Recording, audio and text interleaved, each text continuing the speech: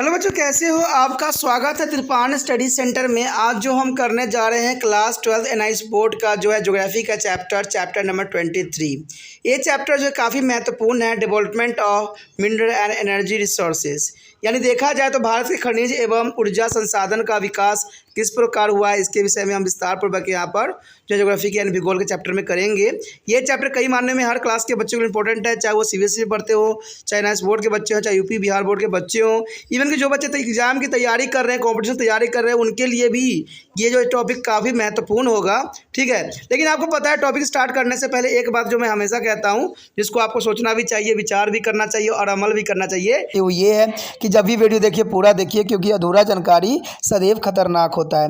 साथ में एक इंपॉर्टेंट बात ये भी रहता है, अगर आप पहली बार वीडियो देख रहे हो तो लाइक शेयर सब्सक्राइब करना मत भूलना, क्योंकि दोस्तों लाइक कीजिएगा तो बनाने वाले का मनोबल बढ़ता है, सब्सक्राइब कीजिएगा तो इससे ये होता है कि जब भी मैं कोई वीडियो डालूंगा उसका नोटिफिकेशन आपको समय रहते मिल जाएगा। और देखिए शेयर का मतलब ये होता है कि आपके थ्रू ना जाने किन बच्चों को हेल्प मिल जाए, ये आप भी नहीं जानोगे, इसलिए जो है आप शेयर जरूर करो। ठीक है, व्हाट्सएप स्टेटस पे भी लगाओ। दोस्तों एनआईएस सेंटर जो कई मानने में बहुत से बच्चों के लिए हेल्पफुल है, चाहे वो 8th क्लास हो, 9th 10th 11th 12th हो, चाहे वो एनआईएस बोर्ड के बच्चे हों, ठीक है, चाहे बीए एमए के बच्चे हो, सभी क्लासों के लिए कुछ ना कुछ जो है त्रिपान सेंटर में उपलब्ध है। तो इसलिए आपके लिए ज़रूरी है कि आप सब्सक्राइब करके इसको चैनल को जो है सेव कर लो, नहीं तो बाद में अगर रिसर्च करोगे तो शायद आपको ये चैनल प्राप्त ना हो। तो इसलिए सोचना नहीं, विचार नहीं करना है, सब्सक्राइब करके जो है अपने पास सेव करना है। दोस्तों ये तो बात था आपके लिए, लेकिन आप देखते हैं हमारा आज टॉपिक क्या है। The next topic is the most important here, conservation of resources here. There is the most important conservation of resources here. In the world of dimensioning of resource, it's become essentially that is the minerals resources should be your delicacies used by their present generation to be ensure as resources based for the future generation. The struggles for resource conservation include the most important to first reclamation. Declamination, that is the most important here. Effort should be made by reclaims of various minerals such as possible. This can be done by the using of latest technology. Remote sensing is a satellite has a great help in the identify mineral resources here. Main role here is the play of sending of satellite as a recognize of their identify of mineral resource in the area. The next here, recycling. Recycling is also is important here. It means to reuse. It means to recycle here, reuse. Or based in a production process. Example, the best paper, rugs, use of bottles, tin, plastic, and waste materials can also be recycled by produce a paper, newsprint, plastic, glasswares, and packing tin materials, etc. There is an important use here. The base paper is a rag used on bottle, tins, plastic, waste material can be used of recycling here. Meaning is use of the base production here. And this process save a consumption of water and electricity as considerably. Such a step can be a prolong the life of our repetitive of forest wealth. As second here, the post-consumption recycling is scrap iron from all machineries.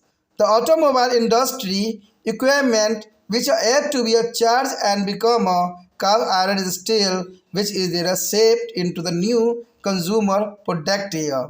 You know that there is a important fear of all machineries, automobile industry equipment. There is a new consumer product here.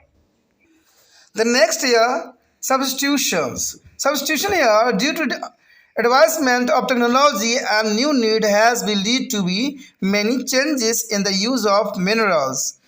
Product of petrochemical industries has replaced a traditional brush of clay jars. A plastic now is complete with the copper for use such as a piping and with the steel in a car bodies. There is an important substitution here. And the next year, more efficient use. The more efficient use here, it also help in the concerning of minerals resource for long. Today, minerals resources are used more efficiently. For example, engineering and construction or process which make a automobile more energy efficient and aerodynamics. There is a most for a more efficient use here. यहाँ पर जो हमारे समक्ष आया है अत्यंत महत्वपूर्ण, देखिए संसाधनों का संरक्षण। कहते हैं संसाधन जो है हमारे लिए एक जो है नेचर का दिया हुआ वरदान है। अगर हम संसाधनों के संरक्षण ना करें तो हो सकता है कि आने वाला समय में हम उन सभी संसाधनों से अनभिज्ञ हो जाएंगे जो हमें अभी फ़िलहाल मिले हुए हैं। तो इसलिए संसाधन का संरक्षण करना अत्यंत महत्वपूर्ण है। ये आपको मैं साफ बता दूं कि ये संसाधन जो है बनने में लाखों करोड़ों साल लग जाते हैं। तो इन संसाधनों का जो है विवेकपूर्ण उपयोग करना, कहते हैं यही समझदारी रहता है। लेकिन इंसानों के गतिविधियों के कारण, इंसानों के विवेकहीन उपयोग के कारण ये संसाधन जो है अब बहुत ही सीमित मात्रा में हमारे पास उपलब्ध है। तो संसाधनों का संरक्षण करना अत्यंत महत्वपूर्ण है, नहीं तो कुछ वर्षों के बाद आप ये देखिएगा कि ये संसाधन जो है हमारे पास उपलब्ध नहीं होगा। ठीक है, और आने वाले समय में हम इसको जो है कहानियों में ही पढ़ेंगे। ये बहुत बड़ी जो है आने वाले समय के लिए जो एक बहुत ही बड़ी चुनौती रहेगा। तो इसलिए संसाधनों का संरक्षण करना अत्यंत महत्वपूर्ण है। कहते हैं घटते संसाधनों की दुनिया में यह परम आवश्यक है कि खनिज संसाधनों का जो है न्याय संगत उपयोग वर्तमान पीढ़ी द्वारा किया जाए। यानी जो पीढ़ियाँ अभी चल रही है उनको जो है विवेकपूर्ण उपयोग करने की आवश्यकता है, ताकि भावी पीढ़ी भी प्राकृतिक उपहारों से वंचित न हो जाए। इसलिए संसाधनों की उपलब्धियों की जो है पूर्ण सुरक्षा अति आवश्यक है। इसलिए संसाधनों का जो है सुरक्षित करना काफ़ी महत्वपूर्ण है। तो इसी विषय में जो है हम आज चर्चा करेंगे कि संसाधनों का संरक्षण किस प्रकार करना चाहिए, जो कि आने वाले पीढ़ियों के लिए ये एक सुरक्षित उपहार के रूप में रहे। तो कहते हैं खनिज संसाधनों संरक्षण निम्नलिखित जो है युक्ति संगत उपायों द्वारा संभव है। तो पहला तो यहाँ पर हमारे समक्ष आता है पुनरुद्धार। देखिए पुनरुद्धार क्या है, कहते हैं जहाँ तक संभव हो सभी प्रकार के प्रयास किया जाना चाहिए जिससे विभिन्न खनिज का जो है पुनरुद्धार हो सके। पुनरुद्धार होना बहुत ज़रूरी है। अगर पुनरुद्धार नहीं हुआ तो वो खनिज जो है अपने विलुप्त होने की जो है अंतिम सीमा पे आ जाएगा। सुदूर संवेदन विधियों के प्रयोग से नए नए क्षेत्रों में खनिज विक्षेपों को पाए जाने की संभावना की पहचान भी की जा सकी है। यानी एक जो है खनिज की जगह दूसरा खनिज ले लेने की प्रावधान जो है बनाई गई है, जिससे जो है कुछ खनिजों की जो है उम्र को बढ़ाई जा सकती है, उसकी उपयोगिता को जो है अलग बनाई जा सकती है। तो ये काफ़ी महत्वपूर्ण बात आता है पुनरुद्धार की विधि, जो कि ज़रूरी है। अगला जो है हमारे समक्ष पुण्य चक्रण। देखिए पुण्य चक्रण अत्यंत महत्वपूर्ण है। कहते हैं पुण्य चक्रण का मतलब होता है कि दोबारा से उसको उपयोग के लायक बनाना, यानी रीयूज़। तो कहते हैं खनिजों का अगर आप भविष्य के लिए बचाना चाहते हो तो पुण्य उपयोग करना भी सीखना पड़ेगा। और पुण्य उपयोग का अर्थ यही होता है कि कोई भी चीज़ आप जो फेंकते हो उसको ऐसे बना दो, सजावट में बना दो, ऐसे कुछ चीज़ में रख दो। जैसे आप देखते हो कि पुराने कपड़े होते हैं, तो पुराने कपड़े को हम क्या करते हैं, पुराने कपड़े को जो है पिल्लो बना लेते हैं, तकिया बना लेते हैं। तो ऐसा ही आपको करना पड़ेगा कि वो चीज़ों का जो है वेस्टिंग ना हो सके। जैसे बोतल होता है तो बोतलों को आप क्या कर सकते हो, उसमें कुछ फूल पौधों को जो है रख सकते हो, चाहे किसी दूसरे वस्तु रखने के लिए उपयोग कर सकते हो। तो ये होता है पुण्य चक्रण। अगर मान लीजिए हमें किसी चीज़ को खरीदना है और वही बोतल का आप प्रयोग कर लेते हो, दूसरे सामान जो है खरीदारी में नहीं आएगी और वो जो रहेगा बचा रहेगा, स्टोर रहेगा। तो इन चीज़ों के ऊपर ध्यान देने की बहुत काफ़ी आवश्यक ज़रूरी है। यहाँ पर शब्दों के ज्ञान के रूप में देखा जाए तो पुण्य चक्रण जो है इस प्रक्रिया के तरपत्य यही होता है, यानी अर्थ यही होता है कि उत्पादन प्रक्रिया में खनिजों को पुण्य उपयोग से है। यथा अनुपयोगी कागज, चिथरे, उपयोग की हुई बोतल, टीन, प्लास्टिक के कचरे का पुण्य चक्रण कर कागज या समाचार पत्र के कागज, प्लास्टिक व कांच के बर्तन डिब्बा बनाने के लिए जो है टन आदि का उत्पादन भी किया जा सकता है। सबसे अच्छा एग्जाम्पल आपको पता ही है कि समाचार पत्र सबसे अच्छा एग्जाम्पल है। समाचार पत्र का देखिए कितना उपयोग किया जाता है। समाचार भी हम पढ़ते हैं, उसका दोबारा से उपयोग भी हो जाता है। इससे कई वस्तुएं जो है थैले बनाने के लिए उपयोग किया जाता है और ये जो है नष्ट भी हो जाता है। तो कहते हैं समाचार जो पत्र होते हैं, कागज़ जो होते हैं, बहुत काफ़ी महत्वपूर्ण होते हैं हर कार्य के लिए। यह प्रक्रिया जल एवं विद्युत की खपत को प्रभावी तरीके से कम करती है। तो ये काफ़ी महत्वपूर्ण है कि यह प्रक्रिया जो है जल एवं विद्युत की खपत को जो है काफ़ी प्रभावी तरीके से कम करती है। ऐसे कदम वन संपदा के कम होने की प्रक्रिया को धीमा भी कर सकते हैं। तो ऐसे कदम ज़रूरी है उठाना, क्योंकि इससे जो है कदम वन संपदाओं कम होने की प्रक्रिया को धीमी कर सकती है। क्योंकि आपको पता ही है कि हमारे जो है अर्थ पे जो है, जहाँ भारत में जो देखा जाए तो वन जो है जीवन बहुत ही कम है। 33% होना चाहिए, लेकिन सिर्फ अभी के समय 20% ही जो है वन शेष रह गया है। तो इसका मतलब है कि हमारे बहुत ही जो है संकट के समय से हम गुजर रहे हैं। कि ऐसे कदम, अगर ऐसा कदम उठाया जाए, पुण्य चक्रण की विधि अपनाया जाए, तो जर्नल सी बात है कि हम आने वाले समय में जो है वनों का जो है उपयोग भली भांति कर सकते हैं। तो पुण्य चक्रण के अंतर्गत जो है वनों की सुरक्षा होना एक स्वाभाविक बात निश्चित करता है। पुरानी मशीनों, वाहनों, औद्योगिक उपकरणों का उपयोग के बाद इन्हें जो है काष्ठ एवं लोहे में परिवर्तन कर इनमें नए उत्पाद बनाए जा सकते हैं। तो ये पुण्य चक्रण की विधि जो है काफ़ी महत्वपूर्ण है, जिसको अपनाना चाहिए और सरकार को इस बात पे जो है प्रोत्साहित करने की आवश्यकता है। उसके पश्चात आता है प्रतिस्थापन। प्रतिस्थापन देखिए क्या कहता है। प्रौद्योगिकी के बढ़ते विचार से जो है तथा नए जरूरतों को बढ़ाने से खनिजों के उपयोग में कई परिवर्तन आए हैं। जैसे पेट्रो रासायनिक उद्योगों से उत्पन्न जो है प्लास्टिक ने पारंपरिक पीतल या मिट्टी के घरों को जो है प्रतिस्थापित कर अपनी जगह बना ली है। यहाँ तक कि वो जो है ऑटोमोबाइल उद्योग में कार, स्कूटर के ढांचों में जो है प्रयुक्त इस्पात की जगह प्लास्टिक ने ले रखी है। तांबे की पाइप की जगह जो है प्लास्टिक पाइप उपयोग में आने लगी है। तो ये काफ़ी महत्वपूर्ण बात को दर्शाया गया है। ठीक है, कहते हैं आज बहुत चीज़ों ने जो है एक दूसरे की जगह ले लिया है, जिसे कई मानने में जो है प्राकृतिक की जो सुरक्षा हो सकती है। उसके पश्चात आता है अधिक कौशल युक्त उपयोग। यानी ये भी बहुत ज़रूरी है, कोई भी वस्तु का जो है अधिक कौशल युक्त प्रयोग करने की आवश्यकता होती है। खनिजों को लंबी अवधि तक जो है संरक्षण रखने से खनिजों को अधिक कौशल युक्त उपयोग बहुत ही जो है मददगार साबित हुए हैं। कहते हैं इसे आजकल जो है खनिज संसाधनों का बड़ी कुशलता से उपयोग होने लग गया है। बतौर उदाहरण आज जो है बाजार में ज़्यादा शक्तिशाली इंजीनियरिंग तथा जो है निर्माण प्रक्रिया में मोटर गाड़ी अधिक क्षमता एवं गति वाली मिलने लग गई है। तो इसमें कोई दो राय नहीं है, कुछ चेंजेस तो जरूर देखने को हमें मिला है, जहाँ पर जो है अधिक कौशल युक्त जो है संसाधनों का उपयोग किया जा रहा है। तो ये काफ़ी महत्वपूर्ण है। आगे का टॉपिक है ऊर्जा संसाधन। चलिए देखते हैं ऊर्जा संसाधन क्या है। The next topic is the most important here, energy resources here. Here the energy resource is the most important. This is the instantly input for economical development and improving the quality of life. There is the most important here. This is timely input for the economical development and improving the quality of life. It is a very difficult to the imagine of modern livings without the use of energy resources here. There is important the modern living without the use of energy resources. Day by day, there is a consumption of energy has been increasing. Day by day, consumption of energy has been increasing. It is available on various forms in India. In the following section, we will discuss it in their details. Is here. There is a next point here of sources of energy, and there is a classification. There is the most important topic I have here, sources and energy, and there are classification here. There are several sources of energy. They are classified in a different way. One way is that is diagnostic of between the commercially and non-commercially sources of energy. In rural India, even today, a large number of people use a human labor or manpower. Animal power and animal refuse from a crop are reduced as easily available and relative or expensive sources of energy. As against this, the sources of energy used in an urban area and commercially in a nature. They may include a coal, petroleum, natural gas, cooking gas, and electricity.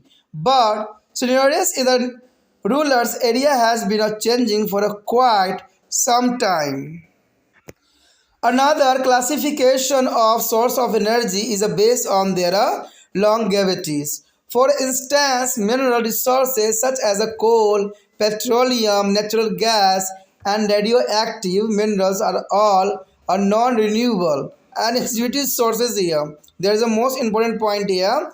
The mineral resources such as coal, petroleum, natural gas, and radioactive minerals are all a non-renewable and executive here resource. On the other hand, a running water and sun, winds and tides, hot springs and biomass are also be inexhibitives of renewable resources of energy. They are also a pollution free. There is important. The most important here point is a pollution free here. The mineral source of energy include of coal, petroleum, and natural gas. That is important. Mineral source of energy include of coal, petroleum, and natural gas. And these mineral sources of energy is represents of nothing but the store of energy of their sun. There is storage of energy of the sun, and there are also called a fossil fuel. There is called to the fossil fuel here. And then there are radioactives are atomic minerals. They are all a case of pollution. They all are causing a pollution here. Non-mineral source of energy include a running water, sun, winds and tides, and hot springs. Their power are derived from this pollution free. There is an important here. Yet another classification of energy is based on conventional and non-conventional sources here. The former include coal, petroleum, natural gas, and running water. The non-conventional of resources of energy include sun, wind, tides, and hot spring and biomass. There is important here. The most important point arrive here in this box. There is important here. Note down your notebook here. There is a most important point. Fuel would be animal waste and crop residues are traditional or non-commercially source of energy. There is still a meat of energy is demand in their rulers area to be considerable extent here. A coal, petroleum, natural gas, and water falling from a height uranium and thorium are the conventional sources of energy here. The sun, winds, and biomass, tide, and hot spring are their non-conventional sources of energy here, and they are still in the initial stage of experimentations for one to appreciate and viable technology here. They are important because they are renewable and pollution-free sources of energy here. यहाँ पर देखा जाए तो ऊर्जा संसाधन, देखिए ऊर्जा संसाधन होती क्या है, तो अगर देखा जाए सिंपली शब्दों में तो आर्थिक विकास तथा जीवन के सुख सुविधाओं के संपन्न करने में ऊर्जा एक आवश्यक निवेश के रूप में महत्वपूर्ण योगदान देता है। यानी देखा जाए कि आर्थिक विकास एवं जीवन के सुख सुविधाओं को संपन्न करने में ऊर्जा का जो है बहुत ही महत्वपूर्ण योगदान है। ऊर्जा संसाधन के बिना जो है आधुनिक जीवन की कल्पना करना संभव नहीं लगता है, क्योंकि आपको पता है जैसे आप गर्मी से आते हो फट से आप पंखे चला देते हो, बल्ब जला देते हो। पहले के समय में जो है दिए लिया करते थे, जो है पंखे लिया करते, जो हाथ से चलाया जाता था। तो आज के समय में ऊर्जा संसाधन ने हमारे जीवन को कितनी आसान बना दिया है।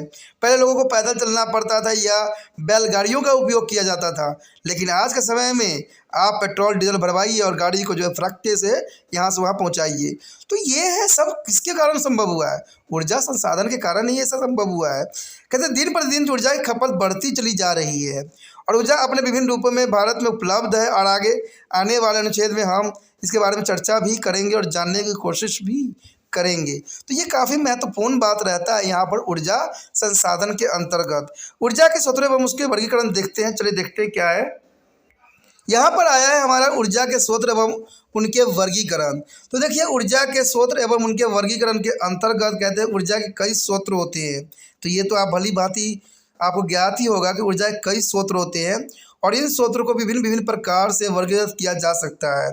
कहते हैं वर्गीकरण का एक प्रकार है जिसमें ऊर्जा को जो वर्जकीय और अवर्जकीय स्रोतों के रूप में विभाजित किया जाता है। देखिए यहाँ वर्जनीकीय और अवर्जनीकीय का अर्थ होता है कि ये कॉमर्शियली कितने जो है इम्पोर्टेंट है भारत के इकोनॉमिक्स अर्थव्यवस्था के अंतर्गत, यानी कौन से जो है अधिक पैसे मिलते हैं और किससे नहीं मिलते हैं। तो देखा जाए तो ऊर्जा काफ़ी महत्वपूर्ण रखता है, या वर्जकीय अवर्जकीय दोनों ही स्रोतों में महत्वपूर्ण अपना स्थान रखता है। कहते हैं ग्रामीण क्षेत्र में आज भी लोग जो है मानवीय श्रम या श्रम शक्ति, पशु शक्ति या गोबर, फसलों के अवशेष भागों का उपयोग ऊर्जा के स्रोतों के रूप में करते हैं। तो इसमें कोई दो राय नहीं है, ये सच है और बहुत ही ज़रूरी बात है कि आज भी गांव में जो है वहाँ पर देखा जाए तो आज भी लोग जो है श्रम और श्रम शक्ति, पशु शक्ति और गोबर और फसलों के अवशिष्ट भागों का उपयोग ऊर्जा के स्रोतों में करते हैं। इसमें कोई दो राय नहीं है, क्योंकि ये वस्तु आसानी से और सस्ते में उपलब्ध होते हैं और इन्हें कम लागत के ऊर्जा संसाधन भी कह सकते हो, क्योंकि इससे ऊर्जा मिलती बेशक ही है, लेकिन कम जो है कहते हैं इससे जो है कम लागत की मिलती है, यानी कम पैसे इसमें वेस्ट करने पड़ते हैं। इसके ठीक विपरीत ऊर्जा के स्रोत जिनके शहरी क्षेत्रों में उपयोग होते हैं मूल्यतः वर्जनीय प्रधान होते हैं और इसमें शामिल हो सकते हैं कोयला, पेट्रोलियम, प्राकृतिक गैस, रसोई गैस एवं बिजली, जो काफ़ी महंगे होते हैं और बहुत कॉस्टली भी होते हैं। तो यही बात जो है यहाँ पर अंतर करता है गांव और शहर को। इन सभी साधनों को जो है वर्गीय ऊर्जा स्रोत कहते हैं, परंतु कुछ समय से ग्रामीण इलाकों में भी परिदृश्य बदलता नजर आ रहा है। अब गांव में जो है आप देखिएगा पेट्रोल से चलने वाले गाड़ी, प्राकृतिक गैस, रसोई गैस या बिजली आम हो गई है।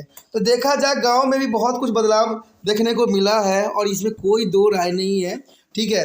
और ये परिदृश्य बदलते कभी देर नहीं लगी है। तो ये काफ़ी महत्वपूर्ण यहाँ बात आता है। कहते हैं ऊर्जा संसाधन को दूसरे आधार पर वर्गीकृत किया गया है, यानी ऊर्जा संसाधनों के दूसरे आधार पर वर्गीकृत किया गया है जो मूल्यतः स्रोतों को आजीविका पर आधारित होती है, यानी लोगों को जो है जीविका चलाने के लिए होती है। जैसे खनिज साधनों में कोयला, पेट्रोलियम, प्राकृतिक गैस, रेडियोधर्मी खनिज इत्यादि सभी एक विशिष्ट समय के पश्चात समाप्त हो जाएंगे। तो ये तो आप भली भांति जानते ही हो कि कोयला, पेट्रोलियम, प्राकृतिक गैस, रेडियोधर्मी खनिज इत्यादि जो है समय के साथ जो है ख़त्म हो जाएंगे, क्योंकि इसको बनने में लाखों करोड़ों साल लगता है और इंसान जिस तरह से खपत करता जा रहा है शायद जो है आने वाला समय में इसका नष्ट हो जाना एक स्वाभाविक बात रहेगा। इसलिए कहते हैं कि ये ऊर्जा संसाधन का जो पेट्रोल, डीजल, कोयला और प्राकृतिक गैस है उसका जो विवेकपूर्ण उपयोग करने की आवश्यकता है और यहाँ पर जो रिन्यू करने की जो पद्धति है उन चीज़ों को अपनाना चाहिए। परंतु इसके विपरीत प्रवाहित जल, सूरज की किरणें, पवन, समुद्री लहरें और गर्म जल के जो झरने, बायोगैस इत्यादि ऊर्जा के स्रोत हैं जो अक्षय हैं, यानी देखा जाए जो कि समाप्त होने वाला कोयला, पेट्रोलियम, प्राकृतिक गैस है वही पवन, सूरज की किरण, जल जो है, समुद्री लहरें, गर्म जल के झरने, बायोगैस, ये अक्षय है, यानी कभी भी नष्ट नहीं होते, यानी ये जो है समाप्त या नष्ट नहीं होते हैं। तो इन साधनों के तरफ जो है मनुष्य का जो है रुख करने की आवश्यकता है। जब तक मनुष्य जो है इन साधनों की ओर रुख नहीं करेगा तब तक जो है कोयला, पेट्रोल और प्राकृतिक गैस को बचाना संभव नहीं है। ऊर्जा को इस स्रोतों से प्राप्त ऊर्जा जो है प्रदूषण मुक्त भी होते हैं। अब देखिए नेचर ने कितना महत्वपूर्ण चीज़ हमें दिया है जिसमें प्रदूषित भी नहीं होती है, प्रदूषण का भी चांसेस बहुत जीरो रहता है। तो कहा जा सकता है कि जब हमारे पास प्राकृतिक संसाधन है तो हम क्यों कोयला, पेट्रोल और प्राकृतिक गैस और जो रेडियोधर्मी का उपयोग कर रहे हैं और मनुष्य का जीवन जो है नष्ट कर रहे हैं। ऊर्जा के खनिज स्रोतों में जो है कोयला, पेट्रोलियम, प्राकृतिक गैस शामिल है। तो ये आपको भली भांति समझ होना चाहिए कि ऊर्जा के खनिज स्रोतों में जो है कोयला, पेट्रोलियम, प्राकृतिक गैस को सम्मिलित किया गया है। इन सभी खनिजों के छिपी ऊर्जा वास्तविक रूप से सूर्य द्वारा ही प्राप्त ऊर्जा के एकत्र रूप से अंश ही है जो अविस्मृत हो गई है। इन खनिजों को जो है इसलिए जीवाश्म ईंधन भी कहा जाता है, दूसरे प्रकार की रेडियोधर्मी एवं आणविक खनिज कहा जाता है और इनसे जो है प्राप्त ऊर्जा प्रदूषित युक्त होती है। तो देखिए काफ़ी महत्वपूर्ण है और इसको जो है सम्मिलित करने की आवश्यकता है। कहते खनिज के अलावा ऊर्जा के अन्य स्रोत हैं, चाहे प्रवाही जल हो, सूर्य हो, पवन हो, ज्वार हो, गर्म पानी के झरने हो, इनसे प्राप्त ऊर्जा जो है प्रदूषण मुक्त होते हैं। तो इसका उपयोग जो है हमारे देश के लिए बहुत ही महत्वपूर्ण बन जाता है। ऊर्जा स्रोतों का एक और वर्गीकरण जो है परंपरागत और गैर परंपरागत स्रोतों के आधार पर भी किया जा सकता है। तो ये काफ़ी महत्वपूर्ण बात रहता है कि ऊर्जा स्रोतों का एक और वर्गीकरण जो है परंपरागत और जो है गैर परंपरागत स्रोतों के आधार पर किया जाना बहुत ज़रूरी है। परंपरागत स्रोत में कोयला, पेट्रोल, प्राकृतिक गैस इत्यादि आते हैं क्योंकि ये जो है समाप्त होने वाले हैं, इसलिए जो है परंपरागत स्रोतों के अंतर्गत कोयला, पेट्रोलियम, प्राकृतिक गैस को जो है शामिल किया गया है। वहीं दूसरी ओर देखें गैर परंपरागत स्रोत जैसे कि सूर्य, पवन, ज्वार, गर्म झरने एवं बायोगैस इत्यादि जो है सम्मिलित है, जो कि काफ़ी महत्वपूर्ण है, जो गैर परंपरागत स्रोतों के अंतर्गत आता है, जो कभी भी समाप्त नहीं होगा। तो इसलिए जो है हमें परंपरागत जो है स्रोतों का उपयोग न करके हमें गैर परंपरागत स्रोतों का उपयोग करना चाहिए, जिससे इसको भविष्य में भी बचाया जा सकता है। ये काफ़ी महत्वपूर्ण बात यहाँ पर आ जाता है।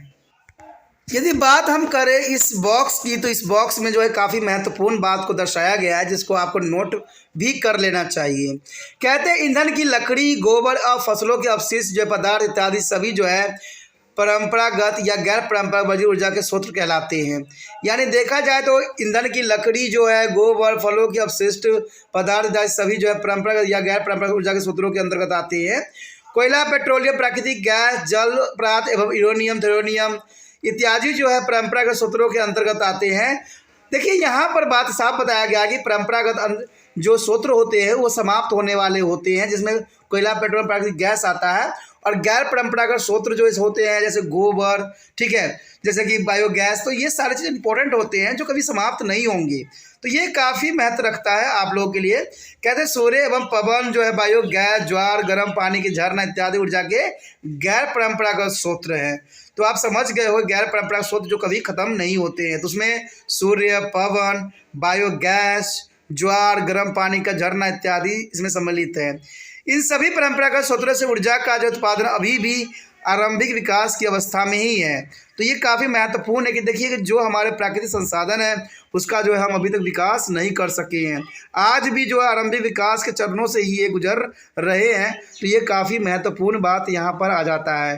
कहते हैं उचित तकनीक प्रबंधों के अभाव में इन स्रोतों का जो है व्यापक दोहन नहीं हो पा रहा है। तो ये जो है इसका दोहन करना जरूरी है, नहीं तो हमारा जो है परंपरागत स्रोत जो है समाप्त होने की कगार पे आ चुका है। तो ये काफ़ी महत्वपूर्ण बात यहाँ पर आ जाता है, जो जरूरी भी है। कहते हैं दोस्तों इसी के साथ हमारा टॉपिक भी ख़त्म हो जाता है, जो कि काफ़ी महत्वपूर्ण था, जिसमें हम जो है विस्तार पर हर बात पर चर्चा किया। अगर आपको अच्छा लगा तो लाइक से सब्सक्राइब जरूर कीजिए, जितना हो सके इस वीडियो को शेयर करना है अपने दोस्तों के साथ। देखिए दोस्तों, कहते हैं समझाने का अपना अपना रूल रेगुलेशन होता है सभी का, ठीक है। और मेरा एक विश्वास है कि जब तक आपको अक्षर नहीं दिखेगा तब तक जो है आप समझ नहीं सकोगे। कहते हैं अक्षर से ही बच्चों को समझ में आता है, तभी जो है किताब का प्रावधान बना है। अगर किताब नहीं होता तो बच्चे समझदार नहीं बनते। आजकल जो है टीचर बता रहे होते हैं, बच्चे के दिमाग से निकल रहे होते हैं, लेकिन आप जब अपने आंखों के सामने शब्द देखोगे तो उससे आपको पता भी लगेगा और आपका जो है डिक्शनरी भी काफ़ी हद तक सुधरेगा। तो इसलिए त्रिपाण सेंटर सिर्फ बच्चों के लिए ही कार्यरत है, इसलिए बच्चों की जो भलाई हो सकती है वही कार्य करने में अग्रसर है। कहते हैं जिसको जो कहना है कहे, इससे त्रिपाण स्टडी सेंटर को कोई फ़र्क नहीं पड़ता है, क्योंकि जो सही है वही सही है। जब तक किताब से बच्चों की दीदार नहीं होती है तब तक जो है बच्चे समझदार भी नहीं बन सकती हैं। कहते हैं किताब से ही सब कुछ आता है, इसलिए त्रिपाण सेंटर जो है किताब को ही प्रायोरिटी दिया है और इसमें बहुत कुछ समझाने की जो है कोशिश किया गया है, ठीक है। अगर ये वीडियो आपको अच्छा लगता है तो जरूर जो है जितना हो सके इस वीडियो को शेयर करना है, जिससे दूसरे बच्चे भी जो है ज्ञान से अधिक हो सके, ठीक है। पहली बार वीडियो देख रहे थे तो जरूर इसको सब्सक्राइब करके अपने मोबाइल में सेव कर लीजिए, क्योंकि बाद में अगर आप त्रिपाण स्टडी सेंटर को रिसर्च कीजिएगा तो शायद दूर दूर तक आपको जो है त्रिपाण स्टडी सेंटर के टॉपिक नज़र ना आए। इसलिए ज़रूरी है कि त्रिपाण स्टडी सेंटर को सब्सक्राइब करके अपने मोबाइल में अवश्य सेव कर लीजिए। अगर आप सेव कर लीजिएगा तो आपको जो है होम पेज मिल जाएगा, जहाँ पर जो है हर वीडियो जो है आपको उपलब्ध होगा।